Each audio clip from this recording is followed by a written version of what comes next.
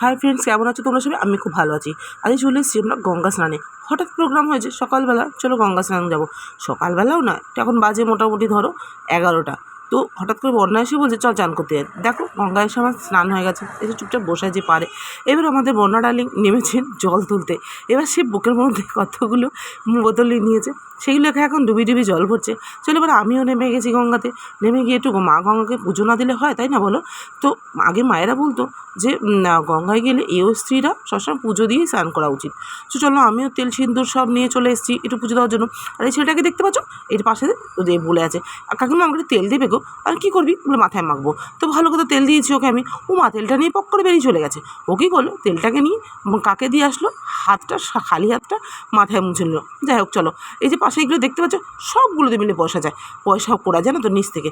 এই গঙ্গায় এই দৃশ্য দেখা যায়। যাই হোক চলো, গঙ্গা স্নান হয়ে গেছে, এবার আমি উঠে গেছি। আর দেখো গো কি সুন্দরভাবে বসে আছে বাবা। এরকম বিয়ের আগে কত হাতে হাত দিয়ে পা ছড়িয়ে দিয়ে গঙ্গার পাশে বসে থাকতাম গো। যাই হোক এখন চলো, গঙ্গা স্নান হয়ে গেছে, আর ওদিকে তাকিয়ে লাভ নেই। আমাদের বন্যা ডার্লিং দেখো ব্যাগে কতগুলো গঙ্গার জল ভরে নিয়েছে। কিন্তু আমার এগুলো একদম পছন্দ না, কারণ বলতো আমি ভারী টানতে পারি না অতটা, বিশেষ করে জলের বোতল টানা দেখবে খুব কষ্টকর। সবজির ব্যাগ আর জলের বোতল আর চালের বস্তা খুব কষ্ট, হাতের ঘা হয়ে যায়। চলো তো ভাবলাম কি এখানে কি না কি লোকে দেখছে। ও মা, দেখি দক্ষিণেশ্বরে সবাই দেখছি বসে বসে না এ দেখছে, হনুমান দেখছে। দেখো হনুমান এরা কোনো দেখেনি। যাই হোক হনুমানকে জল খাওয়াচ্ছে বোতলে করে, সেটাকে সবাই মিলে দেখছে। আমি আর বন্যাকে বললাম চল বন্যা, এখানে আর দাঁড়িয়ে থেকে লাভ নেই, কারণ কলকাতার লোক মানে কলকাতায় সবাই দেখতে এসছে হনুমান। হনুমান তার কোথাও দেখা যায় না, তাই ওরা হনুমান দেখতে দাঁড়িয়ে পড়েছে। ছোটোবেলায় অবশ্য আমরাও দেখতাম, যেখানে হনুমান দেখতাম সেখানে দাঁড়িয়ে পড়তাম। তো চলো হাঁটতে হাঁটতে হাঁটতে হাঁটতে বাড়ির দিকে যাওয়া যাক।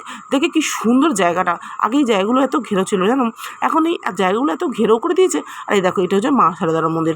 মা সারদাকে এত সুন্দর এখানটা মন্দির হিসেবে প্রতিষ্ঠা করে দিয়েছে, খুব ভালো। কিন্তু ভেতরটা ঢুকতে দেয় না। যাই হোক চলে এবার দৌড়চ্ছি, কারণ আমাদের পায়ে জুতো থাকা আছে সত্ত্বেও উপরে রোদের তাপ দেখেছো, প্রচণ্ড তাপ। এদের সব দৌড়চ্ছে কালি পায়ে সব দৌড়চ্ছে, শুধু দৌড়চ্ছে।